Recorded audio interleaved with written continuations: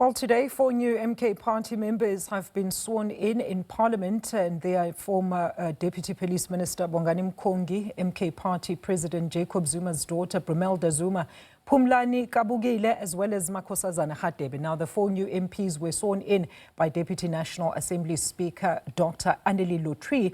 And to further unpack this is Political Analyst Professor Ntsikelelo Breakfast. Professor Breakfast, it's always good to have you with us. Good afternoon. So let's deal with the new MKP MPs who have since been sworn in today. What are your comments, Professor? But most notable is the inclusion of yet another Zuma. Is this making of a statement in silence by the party or its leadership, you think? Good afternoon. Thank you very much for having me. I think leaders are within their right to be activists.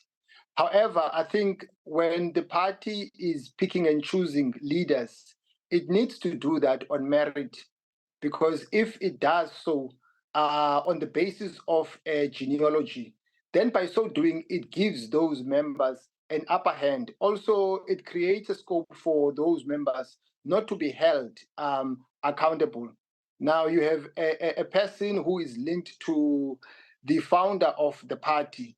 And now that begs the question as to what was the criteria used to pick and choose that person. I just think that is a problematic, but also the fact that there has been, in my view, a vacuum of leadership, in the sense that the party, since it started, it has not held a elective conference to choose its leaders. And the question that begs is, who makes the call to deploy members? Is it a democratic process? So these are some of the threats, in my view, which are posing a danger to the party, and which also begs the question about the credibility of the party on matters of leadership. Very important point that you referenced there, Professor. I mean, most of the members, we understand, that have resigned from parliaments have their own personal issues that they're currently dealing with, like you, of course, like Montana and Zuma Sambundla. But you and I recently spoke about the overall impact of such developments in key structures of the party. This is Parliament we're talking about, especially at such a crucial time ahead of the local government elections. And you said to me that the voting majority doesn't really necessarily care about the internal squabbles within the party, so they will continue to vote. Is this still your sentiments today? Of course, look, the party has done very well since it ushered in the body politic. I mean, in terms of the lineup of the biggest political parties in this country, they are in number 3. They have replaced the EFF, but there are some threats which are internal, which are posing a danger to the party.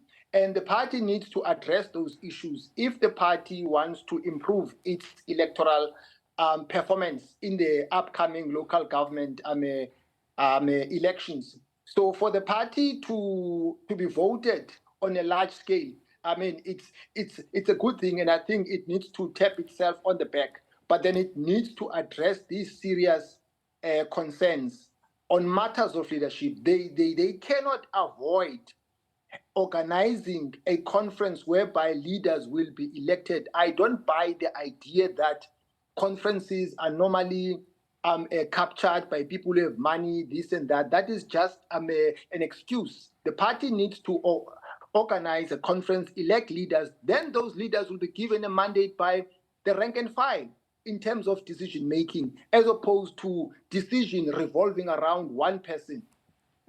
And that's quite crucial, right, for them to host that elective conference. And they've since been mum on this. I mean, I remember, Professor, we're asking this during their first birthday, their first official birthday, and they've since not even wanted to entertain whether or not they will be exploring the route of an elective conference. But overall, Prof, then, what do you make of the entire parliamentary structures of the MKP?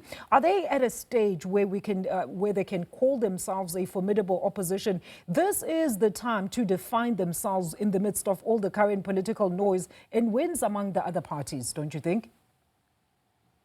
I think because they've been chopping and changing leaders, and some members have been crossing swords with each other, they've not been focusing on the work that needs to be. I don't think that the party in parliament has been functioning as a unified force. In fact, I would argue that the EFF has done very well as opposed to MK, because in the EFF, there is a stability. I'm not saying that everything is hunky-dory, but with MK, I don't know how many chief of whip they've had, and other squabbles that they've had. So those are some of the threats, in my view, that are painting a negative picture about the party, and that makes them not to be focused on the work that needs to be done in Parliament.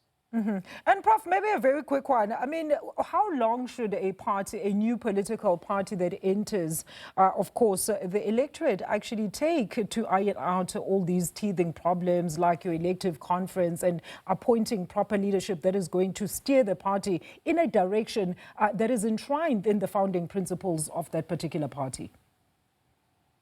Well, it differs from party to party, but it cannot take donkey years, because you can see in this context that there is no intention of arranging or organizing a conference, because there have not been any announcements in terms of what are the plans that are put in place in terms of hosting a conference whereby the rank and file ordinary members can elect their own. That is democracy.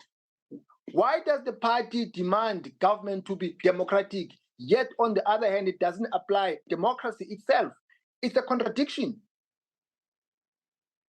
That note, we're going to leave it for everybody else to surmise for themselves what that contradiction might possibly be. Great conversation with Professor Ntsikelelo Breakfast there, weighing in on the new members of Parliament from the MKP that were sworn in Parliament today after recent resignations.